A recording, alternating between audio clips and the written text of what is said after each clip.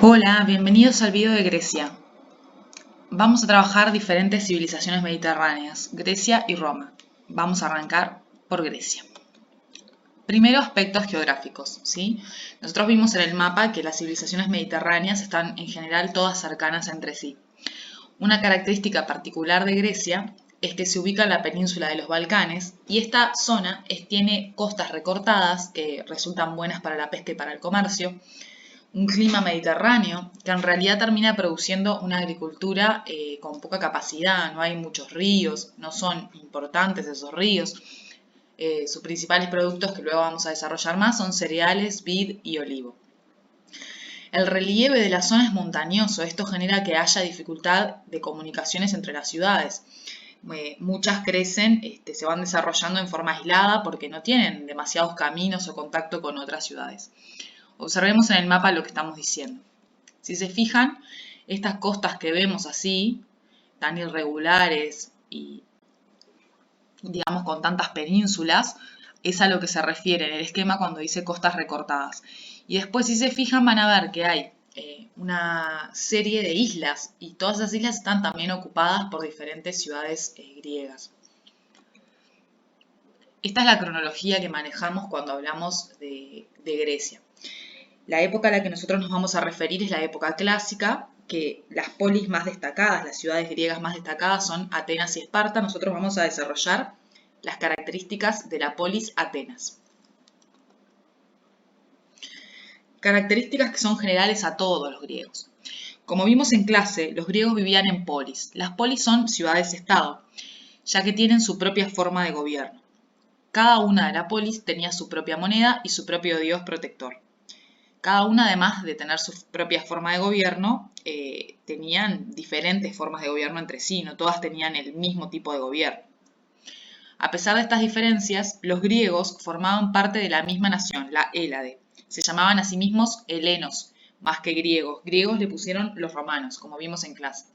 Tenían en común el idioma, la religión y algunas fiestas o juegos dedicados a los dioses, como por ejemplo los Juegos Olímpicos.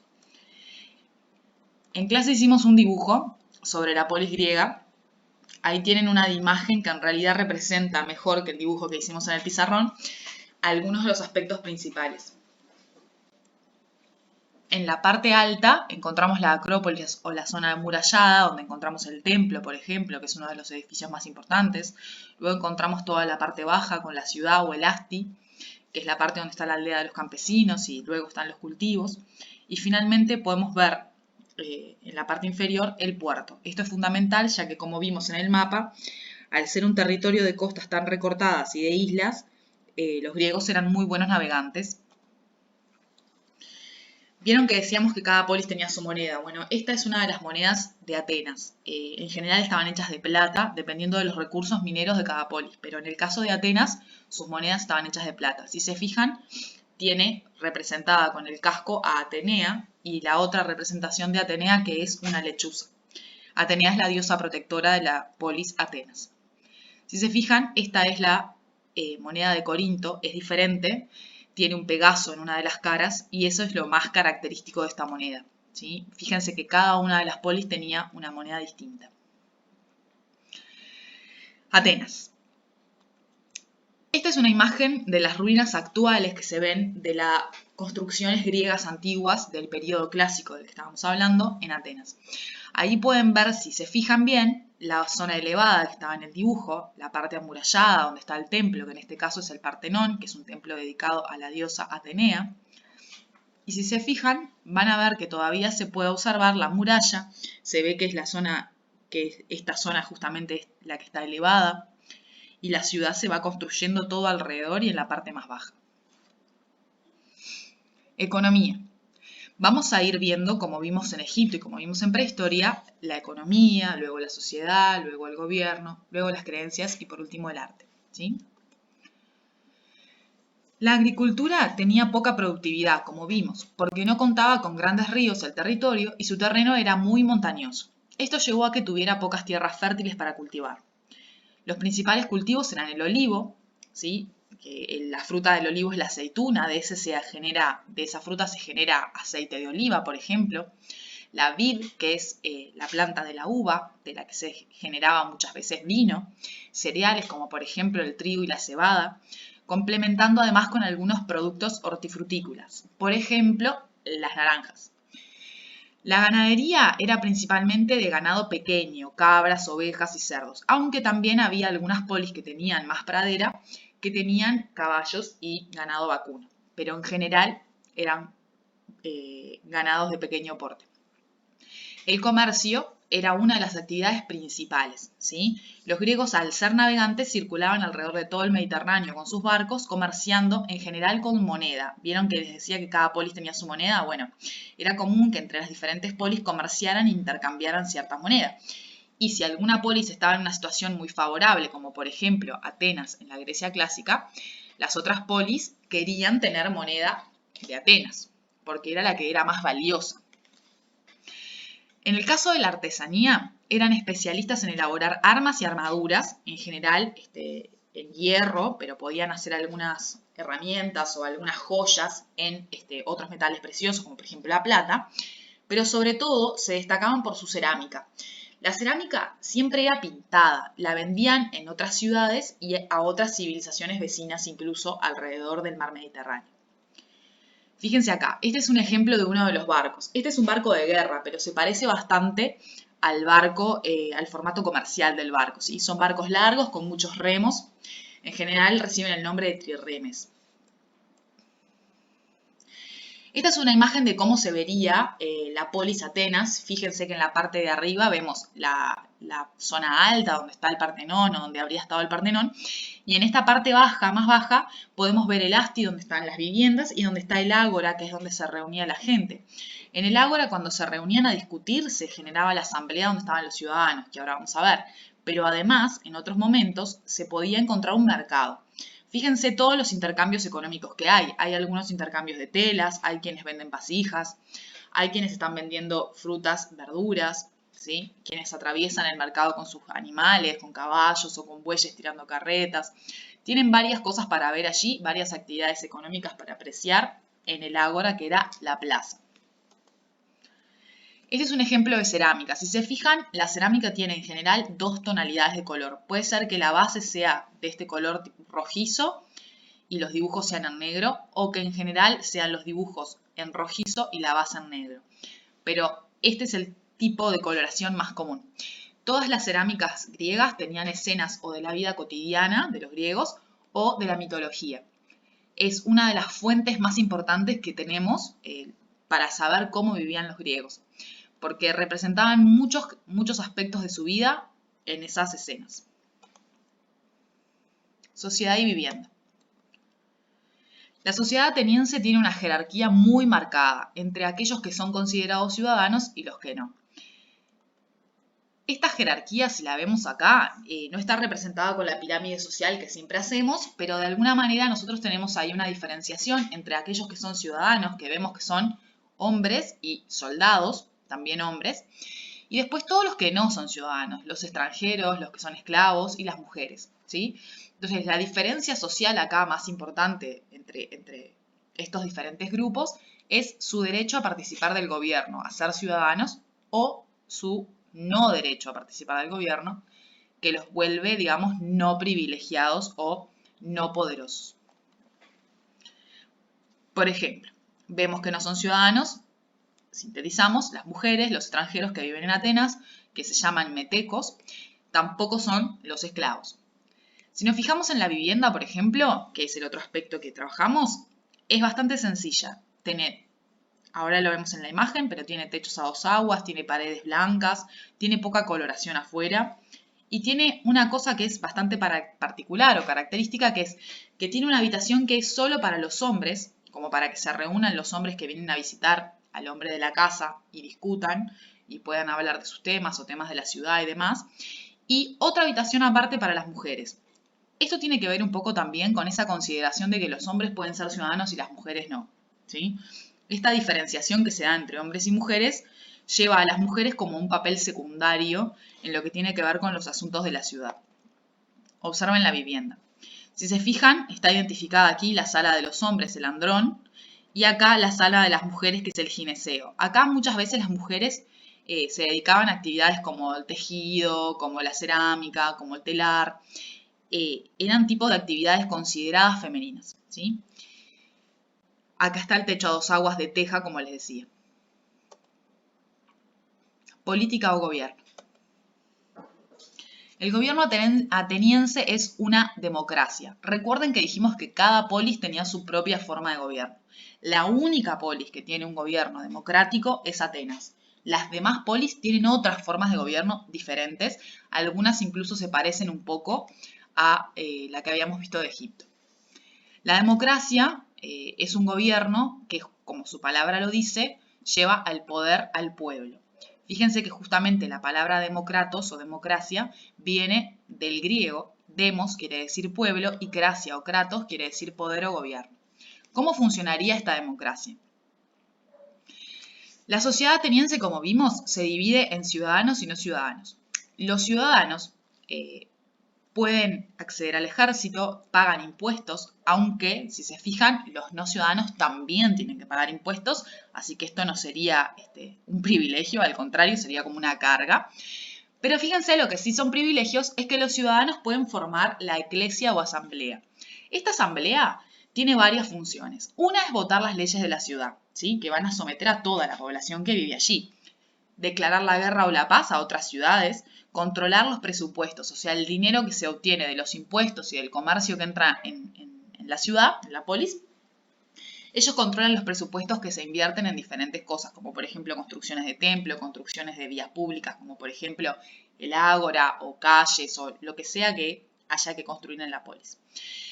Esta asamblea, a su vez, tiene la responsabilidad de elegir algunos funcionarios que gobiernan la polis, los 10 estrategas y los 10 arcontes. Estos funcionarios, estos magistrados, tienen diferentes funciones, ¿sí? Además, la asamblea elige por sorteo otros dos organismos integrados por alrededor de 500 personas. Uno de ellos es la bule o consejo, que tiene como funciones principales elaborar las leyes, que después la asamblea va a votar, se la presenta a la bule a la asamblea y la asamblea decide si está de acuerdo o no. Y controlar a los magistrados que les decía, los estrategas y los arcontes. A su vez, la asamblea también sortea la elie, que son los tribunales populares, que decidían si el ciudadano podía seguir viviendo en la ciudad o si había que exiliarlo, por ejemplo, o si merecía un castigo más grave, como por ejemplo morir por la cicuta, que es el veneno que se le aplicaba para ejecutar a los ciudadanos que habían incumplido con la ley. Entonces, de alguna forma, todos los organismos que integran este gobierno son elegidos por la asamblea, ya sea por sorteo o por elección directa. La asamblea es la que vota las leyes, ¿sí? Ahora vamos a ver cómo funciona esa votación, pero es la que toma todas las decisiones de lo que pasa en la polis. Y está integrada por esos ciudadanos que dijimos. Entonces, ¿de qué manera funciona esta asamblea?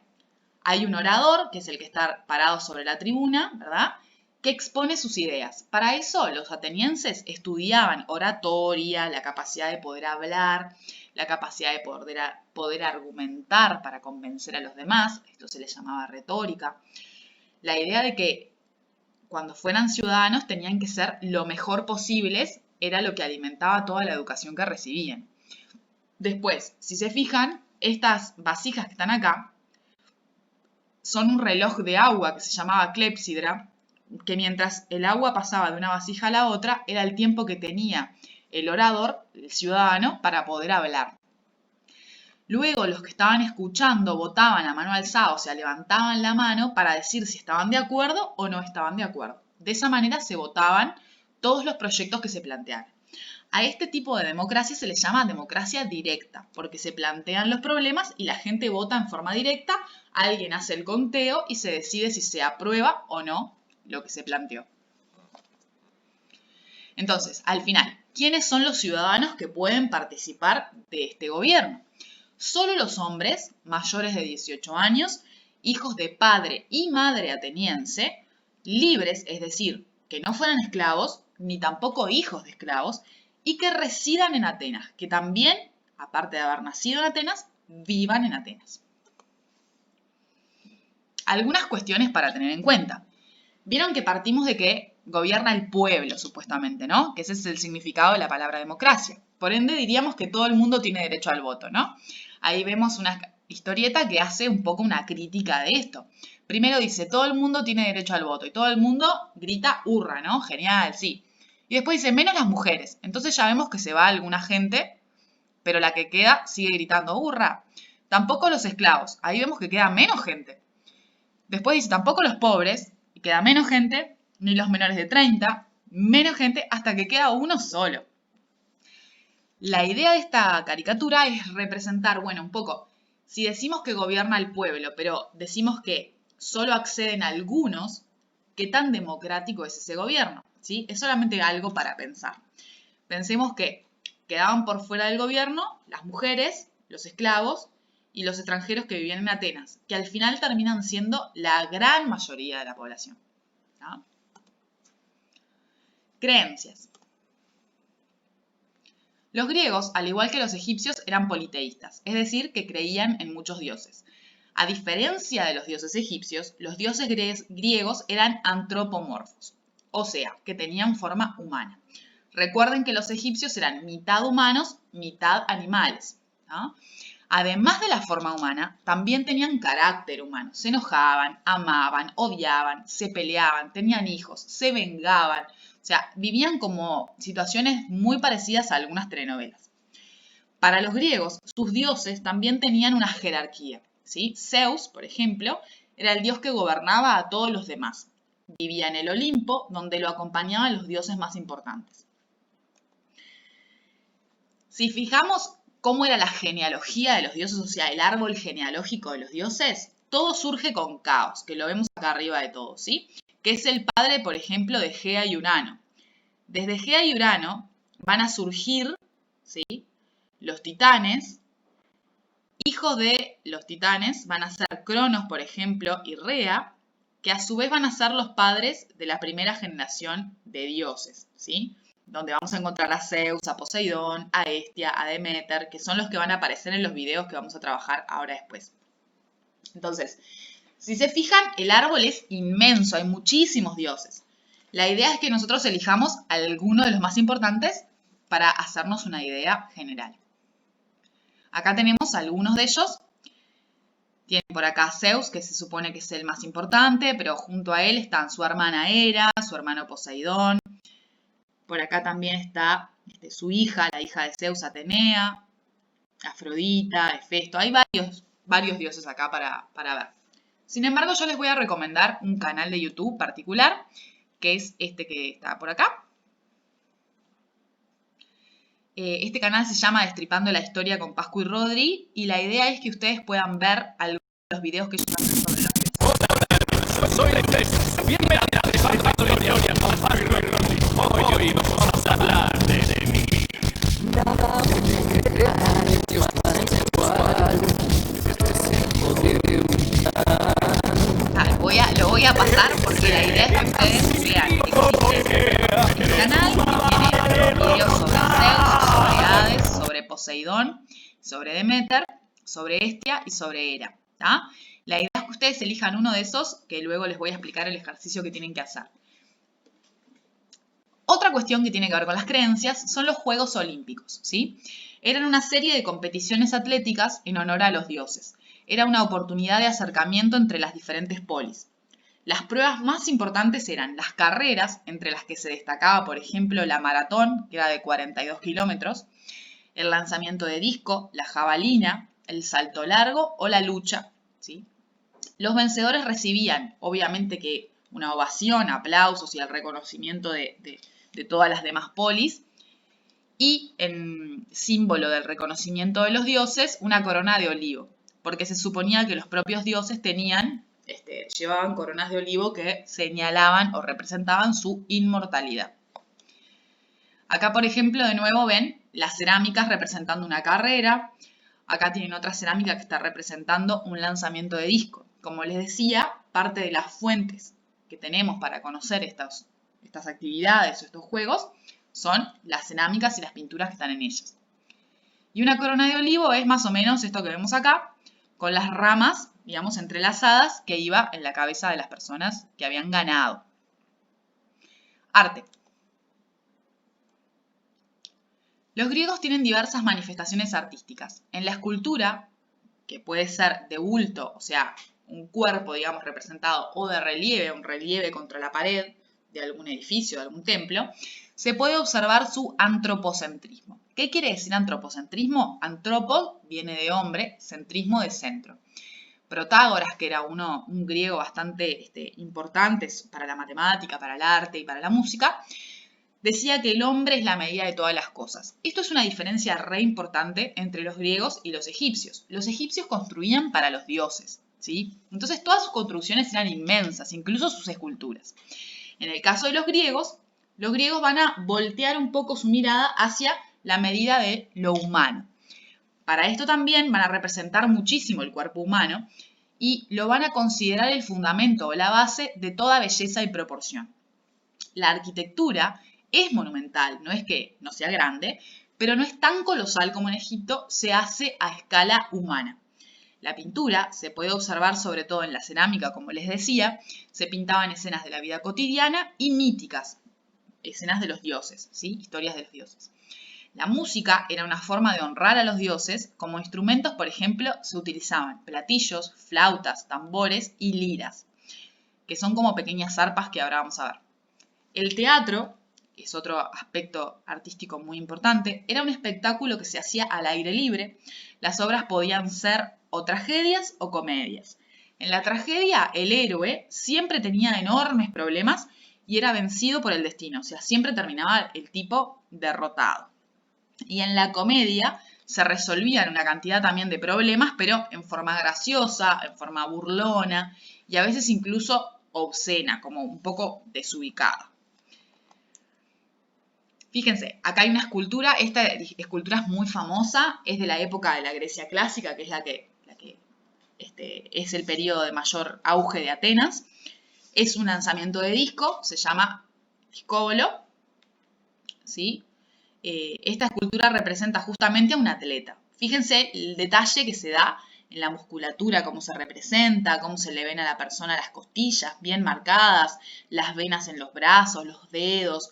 Todo lo que son marcas del cuerpo, líneas del cuerpo, se representan siempre en gran detalle. En el caso de la arquitectura, les ponía este templo, que el templo es el edificio más importante para los griegos, y hay varias ruinas que se sostienen hasta hoy. Ahí ven una persona al lado del templo para que se den cuenta de que si bien es monumental, tampoco es inmenso, ¿sí? Como sí pasaba, por ejemplo, con las pirámides o con la esfinge en Egipto, ¿tá? Esta es una lira justamente, que es como una arpa pequeña. Uno de los dioses que toca la lira es Apolo, por ejemplo, que siempre está representado con la lira. Y esta es una ruina de un teatro. Fíjense cómo es la distribución, ¿verdad? O sea, hay gradas para que todo el mundo pueda ver.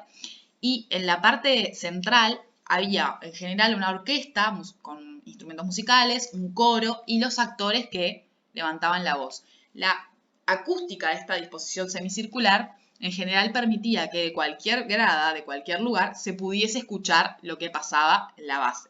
Recuerden que en la época que estamos hablando no había amplificación. Bueno, ejercicios. Primero, realiza un esquema que se titule Características generales de los griegos. Este esquema tiene que incluir información común para todos los griegos, no solo para los atenienses, sino aquellas cosas que son de cualquiera de las polis. 2. ¿Qué elemento de la polis, de los que vimos en clase, llegas a visualizar en la imagen de las ruinas actuales de Atenas? Nosotros en clase hicimos un dibujo, pusimos varias partes de la polis. Si tú te fijas en las ruinas de Atenas que están en la foto, ¿qué elementos puedes identificar a golpe de vista, así a primera vista? 3. ¿Qué actividades económicas tenían en Atenas? ¿Cuál te parece que sería la principal y por qué? 4. Ordena la sociedad ateniense en una pirámide. Como les dije cuando lo expliqué, está representado en una imagen, pero no hay una pirámide que ponga encima al grupo más privilegiado y luego hacia abajo en orden los menos privilegiados, que es justamente lo que les dice la pregunta. ordena la sociedad ateniense en una pirámide, recuerda que los más privilegiados o poderosos se colocan en el vértice superior y a medida que vamos descendiendo a la base colocamos a los menos privilegiados. Y la siguiente pregunta es, ¿en qué se basan los privilegios en Atenas? O sea, ¿qué es lo que hace a los más privilegiados, justamente? 5. Revisa la situación de cada uno de estos personajes y responde si pueden ser o no ciudadanos de Atenas y explicar por qué. Esto es como una especie de verdadero o falso, pero en realidad lo que cada uno de ustedes tiene que decir es, en la A, B, C y D, que me comí la C y la D, pero sepan disculparme, tienen que poner si esa persona puede ser ciudadano de Atenas o no y por qué. Vamos al primer ejemplo. Dice, soy Pollux, vivo en Atenas hace 20 años. Me mudé desde Esparta.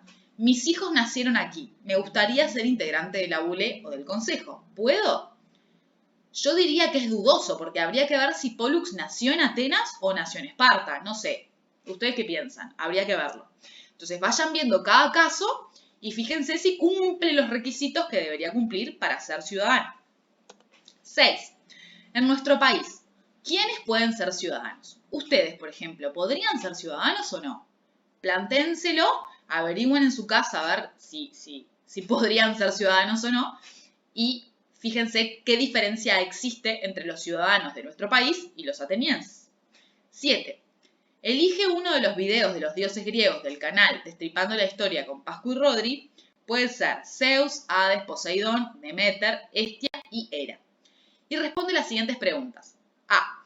¿Cuál es el rasgo principal de este dios? ¿Cómo es su carácter? Para eso, mira el video y fíjate. Las historias que cuenta, ¿cómo las resuelve? ¿Es un dios que es pacífico, que se enoja, que es de hacer bromas? ¿Cuál es su característica principal? ¿Sí? Y después, ¿qué otros dioses aparecen en el video? Después, en la C, relata algún mito relacionado a este dios que elegiste que puede estar en el video explicado o no. Podés buscar aparte si querés. 8. Elige una de las manifestaciones artísticas que se mencionan en el video y realiza una presentación sobre eso. La presentación puede ser de distinto tipo. Puedes hacer una hoja con un dibujo o imágenes, digamos, y texto, como si fuese una cartulina. O puedes hacer un audio explicando alguna cosa que te interese. Puedes hacer un video. Elige tú el formato con el que te sientas más cómodo. Puede ser una historieta, no sé. Tú piensa qué manera te gustaría presentar alguna de las manifestaciones artísticas de los griegos y un ejemplo si quieres y lo haces. Bueno, cualquier consulta como siempre, ya saben que me pueden mandar un mensaje o un mail y espero la tarea pronta para la próxima semana que asistan. Saludos.